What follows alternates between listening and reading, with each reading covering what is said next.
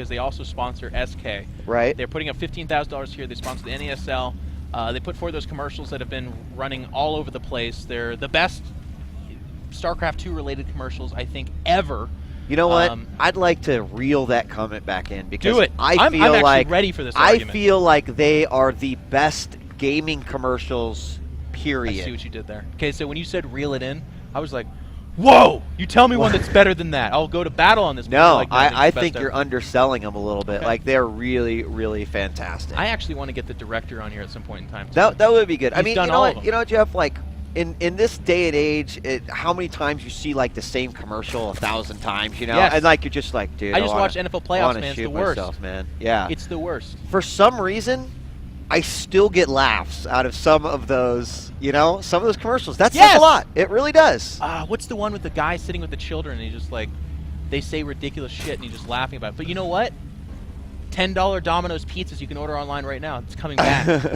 Shut up! It's coming back. There's no girl that's actually that excited about $10 pizzas, but no, really, I am.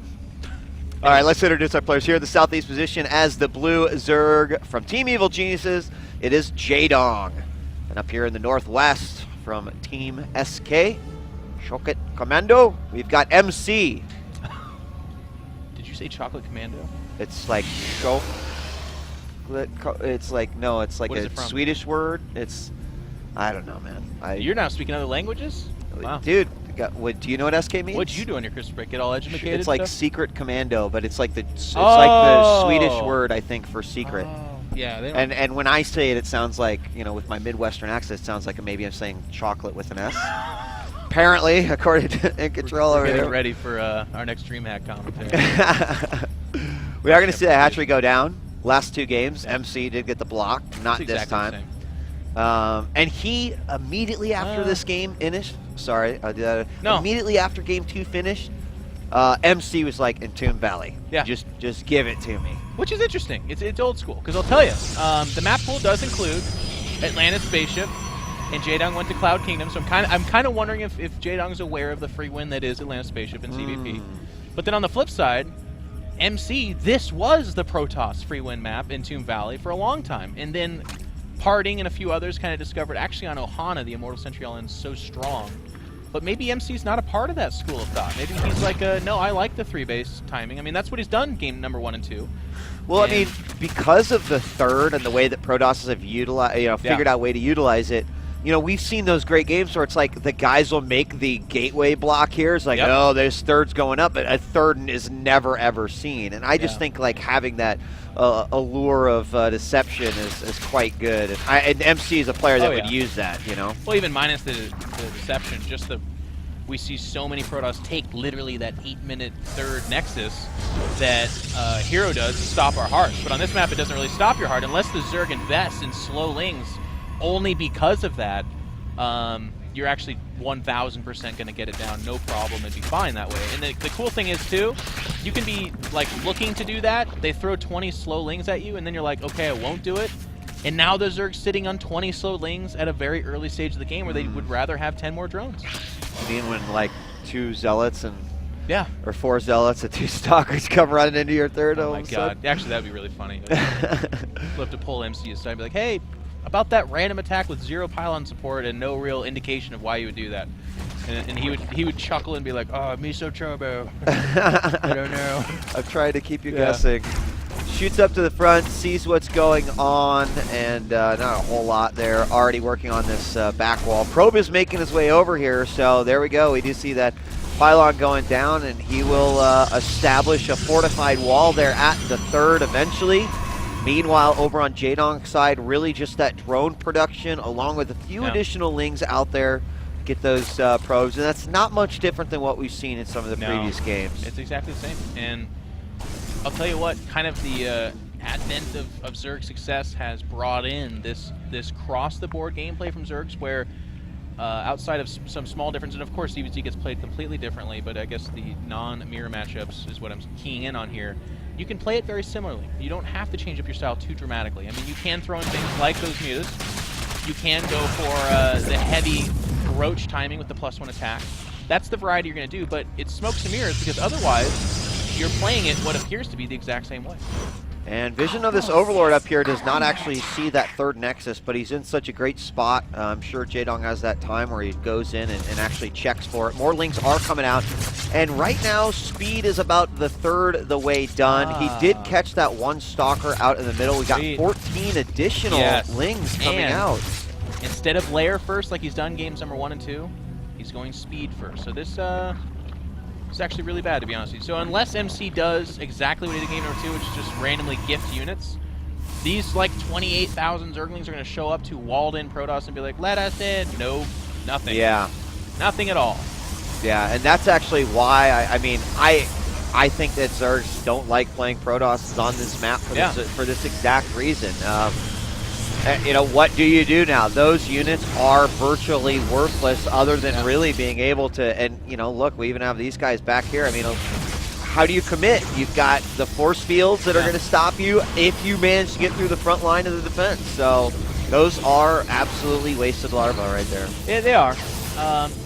And I'd have less a problem of it if it weren't in Tomb Valley, because there are opportunities for that to happen, but the 1000% metagame for this map is that there's one sealed off ramp and the other one is blocked off. Usually it's like a Zealot acting as a Guardian. And you just don't get in. So these Lings are cool against on an aggressive map, but it just doesn't work here. Now going forward, I was curious, is this going to be another Milos map? Because we saw the +1 melee. The second Evo chamber kind of pushes you away from that thought. But there it is, the infestation pick goes down. So it should be just a 4th base Ling infester game. And on the flip side, MC still kind of lacking robo activity if he has it at all. No, I don't think. It's the Blink Stalker all in. Yeah. Oh, okay. He shouldn't take the gas as third. He's going to make a million Blink Stalkers and he's going to go kill the Zerg. And then suddenly having some additional Zerglings out on the field might not be too shabby, but really it's the identifying that, hey, this has happened. Now, one thing is interesting, if we just take a quick look at the vision of Jaedong, he lost that Overlord over here, which of course was actually a huge loss. Big deal. Because exactly you notice there's no main base for the Protoss, but in actuality, he would have seen that Twilight Council. He would have seen all these gateways, so that was a massive loss on Jaedong's part. And for any Protoss players watching right now, in my opinion, this is the strongest timing attack on Entomb Valley that we know. Jaedong's fortunate that it's top left versus bottom right, but if it's ever top right versus bottom right, it's brutal. It's disgusting, because you go up that back alley, and you blink into their natural. There's no spine crawlers there, and you just blink back the wounded stalkers. It's insane. But even in these positions, Jaedong's real big chance is to stop the pylons from going down, which is what he's been doing. Yeah. And if he can do that for a while and identify what's going on, then he's got a chance. He's going to have infestors out. There's 6 in production, more Lings coming, spine crawlers being produced. The 4th is sacked, so Jaedong's playing this really well. Yeah, he's bringing the Lings back around. So he actually might be able to get this as well. These Stalkers are going to have to reveal that they do indeed have Blink.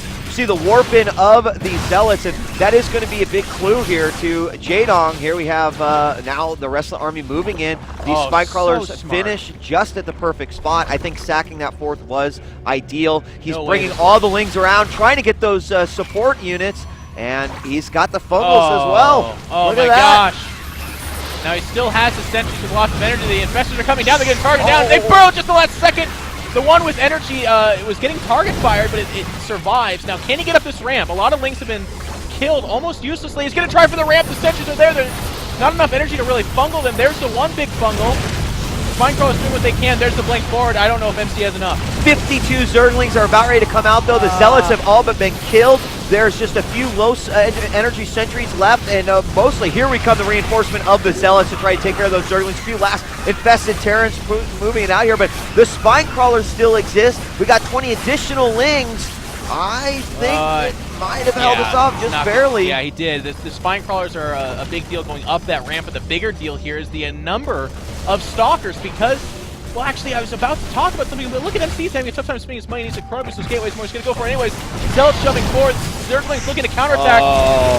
And it's just getting cut apart. Yeah, I mean, that was a great fungal right there on the ramp, although we do have the Zealots actually in.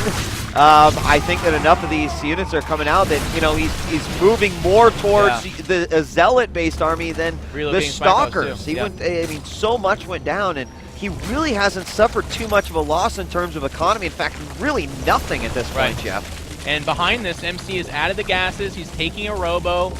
That is the Protoss way of saying, son of a bitch. Okay, I'm going to back up and go to plan B.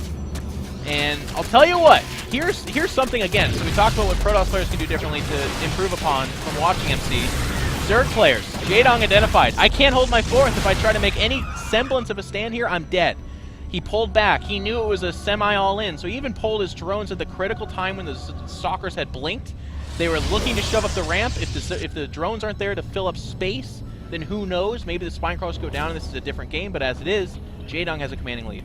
Despite the supplies being equal, by the way. He's ahead. Yeah, He's absolutely ahead. I totally agree. Just the number of stalkers that went down, pretty damaging. And Jaedong decides to take this 5th base, actually it was the 4th, up in the northeast while he establishes this one as well. Yeah. He's also got some really phenomenal map control, even got a couple of stalkers that were warping him from the side. Burrowed Ling will just stop this 4th from going up, but of course an observer will make quick work of that. However, here comes a big attack from the back. He doesn't want to attack into the sentry zealots. Exactly. Oh, no, he's backing away. And he is going to back away, but I do think he could attack. Might be wise to get rid of these pylons just to avoid any reinforcements at the 3rd, but even getting those spines out, like, you know, Jaedong looking good, but MC is reacting properly.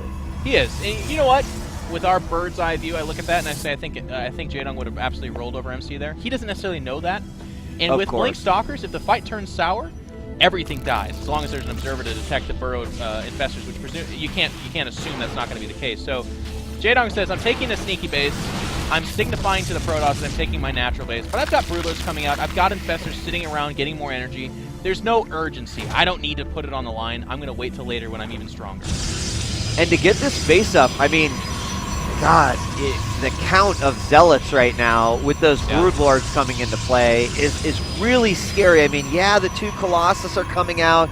Yeah, we're going to have charge here in just a moment. Yep. But that is going to be a really hard position to defend. Ling set up for a potential counterattack. This sneaky ninja base up here by Jaedong is complete now. Well, here's what the zealots do. And if we get to see that classic MC micro where we're fighting mid-map because Jaedong shouldn't be there, more on that in a second. The Zerglings, or the Zealots do a lot. They occupy the Zerglings, they get in on the infestors, they stop them from getting the forward fungals they need to keep the Stalkers away from the Broodlords. That's where they key in. However, if Jaedong sits back, gets 4 or 5 bases, sits maxes, adds the 30,000 spine crawlers, and then it's like, okay, I've got 20 Broodlords I'm going to shove out now, it doesn't matter. Those Zealots are dead weight. It's actually hurting you. And to your point, that's when it becomes a huge detriment. But if Jaedong was like, wow, I'm ahead, I should just move out and attack now, that's where they help. But it looks like Jaedong is wiser than most of the players. We also have MC transitioning not only to Warp Prism play, but also getting that speed.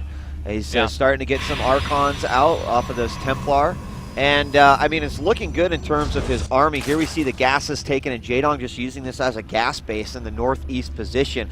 Oh, look at this chase. I know. I love it. Zergs of the world, do this. It's so beautiful. It really is. It's beautiful. It really is.